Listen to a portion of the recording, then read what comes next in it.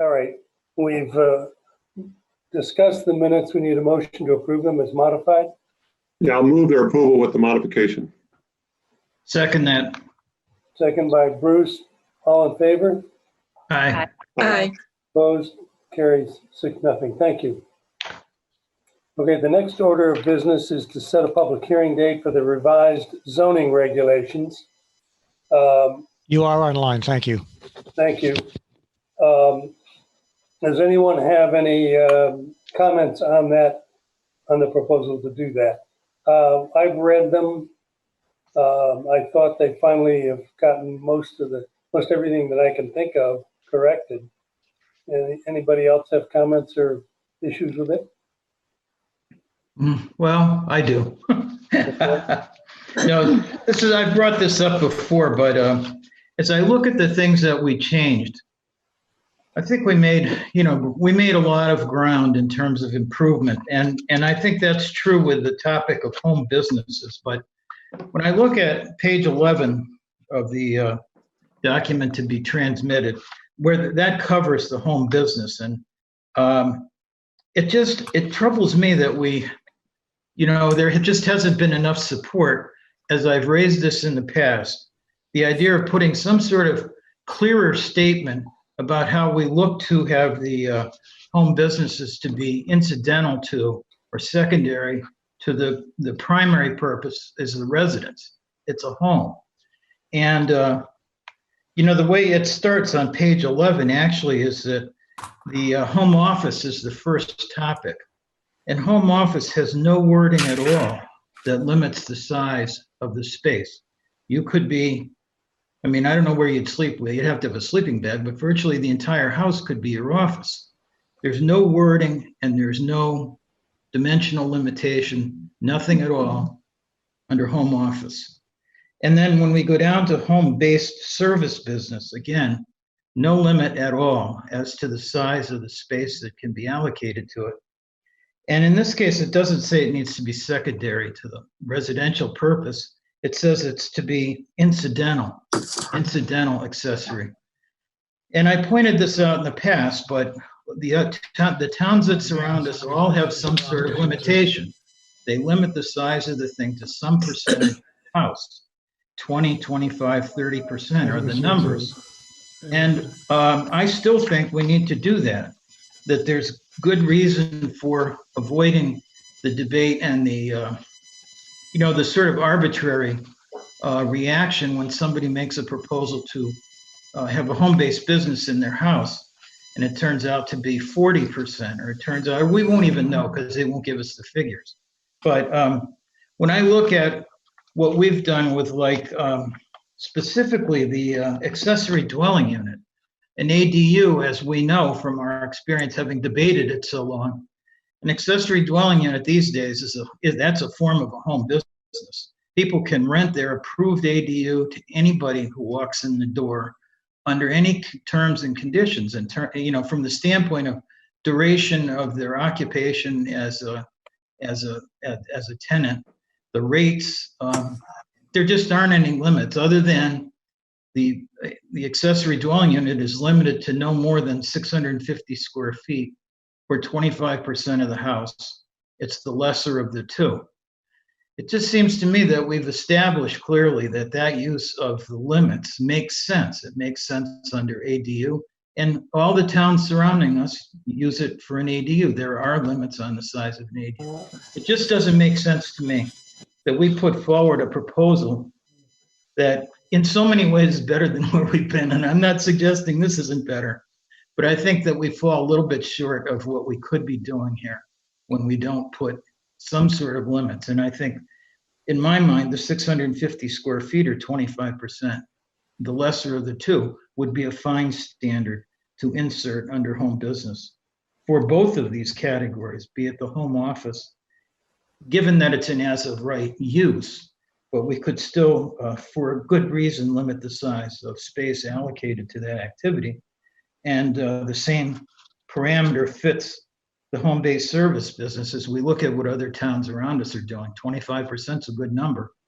25% or 650 square feet, you're talking about impacting houses that are over the 2,400 square foot mark. And, you know, I offer that again as a suggestion. I know the last time we talked about this, Kevin offered the idea that we just, you know, move forward on this and put in a 30% cap, and not to exceed 30% of the square footage of the house. And then as dialoguing continued, Mike committed to speak with the town attorney, whom he would be seeing the next day. I don't know if that happened, but I think that, you know, as I've said, we would do better to insert the 650, the not to exceed 650 square feet, or 25% of the gross square footage of the house, which is the standard under the ADU. And once Well, again, my reasoning is we've articulated the standard for an ADU, and that's a home-based business. It's an apartment. The ADU is required to be a residence. You can't have it rented for a business. But it is a business. They're making money, and that's why they're doing it. As a residence, they're renting it as a residence. They're not conducting some kind of business there. Right. The issue of putting a limit on it could end up creating some nonconformities as things exist today. People are using their barns to store their equipment. How does that count in, you know, we got people up in Terriffill that we've talked about having home-based businesses, and they keep their equipment hidden, but measuring these things is very difficult. You got we know the art studio in, I guess it's on Circle Drive or some Crescent Drive, Crescent. Yeah, Crescent. Everybody, I've not looked at it, but everybody who reports on it says that it's a big barn outside and stuff in the yard. And we all think that it's a good thing, but we're going to create a nonconformity by trying to fit it into some sort of a percentage of something. And I don't know how you do that. The incidental part of the language is something that's been used since the beginning of zoning as a way to make these what would be illegal uses permitted if they were incidental. And if you can't see them, I think we've got a lot of language in there that kind of covers the neighbors, which is what we're worried about, from having to put up with something. Anyway, other people, I'm only repeating what we said once. Kevin, you got more to say on that? No, I hear both sides. I'm trying to find out where incidental accessory use. Mike, staff, were we able to talk to the attorney? Yes, And is he okay with incidental, or? you can use either way.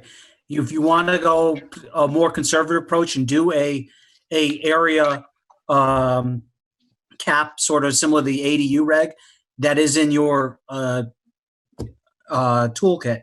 Otherwise, the incidental, it will give us some teeth on from an enforcement standpoint if someone were to say convert their entire home into whatever the business use is. It clear, and the language here clearly shows that, you know, the single family home is the primary use, which he said was fine. It's fine. From an enforcement standpoint to say, here's. So when does it become less than the primary use? When it's only 49%? Yeah. So when the activity goes over 50%, then it's a secondary. Admittedly, a secondary. De facto admission, it's secondary. Correct. Well, that's a tough one. You know, home office in particular is just the least invasive, correct? I mean, it's the least intense use, correct? Home That's office. correct. Well, that's. you might think that. Well, but by the definition, you're not even supposed to know it's there and it's as of right. So I don't really see putting any square footage. I mean, you'd never know anyhow. So. Well, you would never. Yeah, I don't see the application for a limit in the home office in particular, but, Ann, do you have any comments? I guess the only thing that I would add is, to me, having that square footage or the 25% does make a certain amount of sense. Well, there's obviously an awkward time that has to have some solution if there was time to give it more thought. But a transition time for places like that house on Crescent, I don't want to pick on the homeowner there, but I don't think that's a good idea, Dave, that a guy should have his business spread all over his yard to where there's been a history of complaints from neighbors and stuff like that. But I don't know the whole story and I don't want to go there, but yeah, there's a transition time when you make changes that there are people out there that are doing something that doesn't comply. And when we get to it's not our purview right now. It's gone over to the Board of Selectmen, but the issue of short-term rentals, there are going to be some unhappy people there. It's just, there isn't any way to get around it. We don't regulate it now. And Is there's there- everything we want and don't want going on in that arena. is there a way to grandfather people in and then move forward from that point? Sure. Something that could be done gracefully and not, Well, I think anytime you create regulation, you're subject to existing uses. That's Dave's correct. So the current uses would be subject to the current. We're losing you, Mike. yeah. He's in a wind area. He might have lost his power. Yeah. Anyway, Well, To expand, because if they wanted to make any substantive changes that result in an expansion of the business, then they would have to conform to the new regulations. That's correct. So the current right. So in effect, we could say anybody who's got a home-based business that doesn't comply based on the square footage, they would be grandfathered. Words to that effect. But they might be out of compliance for other reasons, not just the space. And I'm not sure how sensitive we want to be to that, but I don't think you want to put language in your regulation that says something is grandfathered. That's something for the courts to decide. Yeah, that would be just based on case law that they would be considered grandfathered. So you wouldn't have to cite that in your regs. oh, okay. Oh, that's Yeah. even better. Sorry, I missed. Yeah. Oh, Anyway, we have to reach consensus on this, and if we're going to rewrite the reg, we have to go back and make changes. Can I ask a question? Sure. I'm curious, if we were to put in a square footage, percentage or value requirement, how does one enforce that? That's what I'm envisioning. Like, does that create an enforcement issue? Like, I guess I'm just wondering, how does one maintain that? Because conceivably somebody could say, well, this is my office. And then as soon as you leave, they're going to do whatever they're going to do anyway. I mean, are we just assuming that until somebody complains, we just take or how does one manage that? So at the first stage, when the homeowner would come to the town and look for approval, they're going to be required to demonstrate a floor plan illustrating where in the home will be designated for the business. Secondly, staff would be most likely they have to do some sort of improvements to their home. The zoning officer would go out to do an inspection to make sure they actually followed the plans that they showed. We've had that a few times. And then, we document at the time of our inspection, here's the area that was designated for the business. Now, let's say then 2 years down the road, and a neighbor says, well, they've converted other portions of the house. We'd be able to have a document or a picture of when they were granted their first approval to say, here's what was allowed under the regs, what's out there today. And we'd easily be able to say whether it's larger than what we initially approved or we not, or something else, or it's in conformance with the original approval. We get this also with accessory dwelling units. We've had people try doing expansion of accessory dwelling units without the benefit of permits. And the same thing. They came in, they applied for one thing. They showed a clearly distinct area designated for the apartment. And due to going out, inspecting, having complete plans, we were able to document going, no, this is beyond what's allowed under the regs. You can't expand further.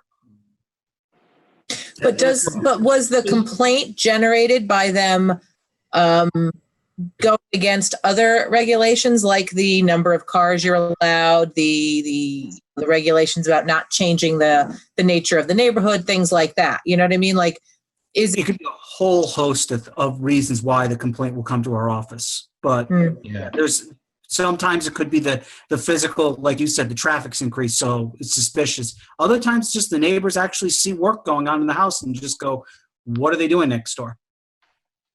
Well, just for our newer members, was it last year that we changed the ADU regulation? The standard used to be 25% up to 1,000 square feet. Then we looked at what some other towns were doing, and we ratcheted the 1,000 down to 600 or 650. But it also, Bruce, had been more restrictive earlier, and we loosened it up to 1,000. Oh, that's right. Yeah. So we've been oscillating back. Those were the longer memories, right? It's not magic, but yeah. I have less problem with constraining the use of square footage within the house, provided you somehow or other don't get barn space or that kind of thing included in it. If you're running a landscaping business and you've got some equipment in the barn, Yeah. and you may have lots of square footage there that, is not bothering anybody, it's not really visible to anybody, and it would be permitted under our I think our hope here. Yeah. So if we said that the square footage or the percentage of the square footage of the residence couldn't be over 25%. Sounds good to me. That would sort of let them off the hook for the Right. other things. Right. You don't have any problem with that? Mhm. Mike? Maybe, yeah, just to clarify, you want to do 25% as the cap, and you want to say it's 25% of the total area of structures on the property? No, the resident. No, Residents, the resident. residential structure? Yeah, actually, the ADU regulation says 25% of I think it's gross square footage or something like. Some towns say the living area, and they keep using living area. I'm not sure that's. Do you want me to just lift? Do you want me to? Bruce brings up a good point. You want to just, rather than reinvent the wheel, just lift the language from ADU and just do 25%? But such that the wording is clear that the test is the house. It's not the use of outlying Yeah, structure. it says the primary dwelling. Yeah, that's the test, the primary dwelling, right? And that's the issue. Something the assessor has as well. That's right. Mike? Okay. Or if you wanted to be more generous, as Kevin had suggested a couple of months back, we could use well, I like the idea of modeling it after the ADU. And then we have some sort of a response when it's suggested that we made an arbitrary decision on these standards. The introduction of these particular standards on this topic. If we ever hear that, well, no, it's not. It lines up with. I'm comfortable with that. I don't know. It looks like Ann sort of nodded. Mhm. Ann nodded. I'm comfortable with that. Kevin was okay. Shannon, you're an outrider today. You can't talk. But anyway. Okay. Now, the question is, can we make that change and still forward it to the planning commission Yes. on our schedule? I just want to clarify, get back. You want to put that in the home-based service business? Both, Both? yeah. Okay. I'll Oh, put it, so Well, we that'll won't be, even- We won't even Go ahead. know about the home office. We people. won't know about the home office. I think that's kind of, I don't know. Okay, well, I mean, that's fine with me to have it just in the service business. yeah. okay. When I No, was I just- thinking about it, I hadn't given a lot of thought to, just leaving the home office to, if they want to use 90% of their house. You'll then, never know it. the use is appropriate. And the amount of space, yeah. I think leaving that topic to just the home-based service business related to the permit, that's enforceable much more easily and makes. Okay, well, I think we've reached Okay, an agreement on that. okay, I would like to see us keep to our schedule.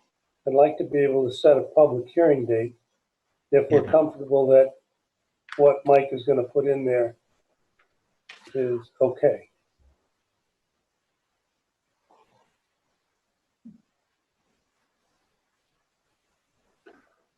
do we need to say anything further? Well, No, I think I got a clear understanding of what the language you're looking for. Mike, how about the permitting Okay, well, process? Is that gonna be a nightmare for you guys? pardon? No, It was a 5-year nightmare, a 5-year permit? no, it won't be a nightmare for us. That's just the zoning officer's got to be on top of permitting, which is totally manageable. Okay, Right, Laura? And by the way, we still have to go to planning with this, and then Yeah. we have to have a public hearing, and Yeah. then we can still edit it. So it's not like we've cast it in concrete. Right. I had thought, Mike, at some point, when there's more time to focus just on the issue, that it's possible that a renewal of a permit, an existing permit, might be done through the mail. That you don't necessarily need. I mean, somebody needs to track it that they've responded or whatever. But you don't necessarily need more traffic in your office. Oh, Bruce, agreed. If it's one that we have no complaints, clearly documented, they're following the rules, maybe kind of similar to the temporary liquor licenses under the new regs, which Right. now is, we're starting to see renewals come in where it's over the counter. It's, like Ron's Run for the Roses, which unfortunately, obviously under current conditions is not proceeding as scheduled. But Okay. as an So- example. Let's talk about a hearing date. Mike, when should we have a public hearing date? So I'm looking at my calendar right now, and originally we were going to shoot for April 20th. That's next Monday. That's too tight for scheduling. We could do the referrals in the next week. I think realistically is probably schedule a public hearing for May 18th. The only reason why I'm going to May 18th is that the governor has an executive order that's banning the gatherings of 5 or more people through May 20th. If there's any changes, we may be back to business by May 18th. And we're losing like a little bit of time, but I mean, it's courtesy of our current climate, not by the actions of the commissioner staff. I think that's safe, and that gets us all our advertisements completed, referrals done, and we'll also refer it to the Capital Regional Government Planning Group. Okay. Okay, how about a motion to establish a public hearing date of, you say, May 18th? That's correct. With the assumption that things will settle before the 20th then? Well, we may have to do it this way electronically on the 18th, but this gives us a little more breathing room. How is the Board of Selectmen dealing with public audience? Yeah. Are they doing Zoom meetings? Or? You email your comments to the town clerk, and then members of the Board of Selectmen are reading those public comments into the record. So that's how the public portion of the meetings are being handled under the executive order. Wow. And the public is finding that satisfactory? So far. Wow. Well, Okay. the test is really going to be not so much the Board of Selectmen, it's going to probably be when the Board of Finance has their budget hearings, how that's Oh, going right, right. So that's the big public hearing that's coming up in the middle of our current situation. Okay. Okay, can we have a motion for that? Somebody want to make it? So we're going to May 18th as the public hearing for the changes? Yes. All right, well, then I'll move that we set a public hearing on Monday, May 18th for the hearing of the revised zoning regulations At 7 PM. at 7 PM. How about the location, Mike? How do you say that? Why don't we say right now, Town Hall main meeting room? Okay. It's a Okay, I'll regularly second. scheduled meeting. So we'll stick to our Oh, okay. That's normal good. process. Somebody second? I said, Second by Donna. Further discussion? All in favor? Aye. Aye. I think it was 6-0. Okay, now we need to refer the zoning regulations to the planning commission. You have a motion to do that? Oh, I thought it's already on their agenda for tomorrow. I know. All right, well, then I will move that we refer to the zoning commission. The Planning revised- commission. Pardon? Planning. Refer to the Sorry, planning yeah, that's commission. Yeah, to the planning commission, the revised zoning regulations for their review. They're to report to us whether it's in conformance with the plan of conservation and development. Correct. Do we have a second? Second. I'll second it. Okay, and seconded. Yeah, there you All go. in favor? Aye. Aye. Opposed? Okay, we've done that, and we are at the end of our permitted business Okay. as a special meeting. Luckily, we have the adjournment on the agenda, so we can adjourn. Or stay here if we, no. Can I drink my wine now? I move we adjourn. Are you officially Second. adjourned? Yes. Somebody? Bruce? I'll second it. yeah. I second. All in favor? Aye. Aye. Thank you, everybody. Okay. Well done. All right.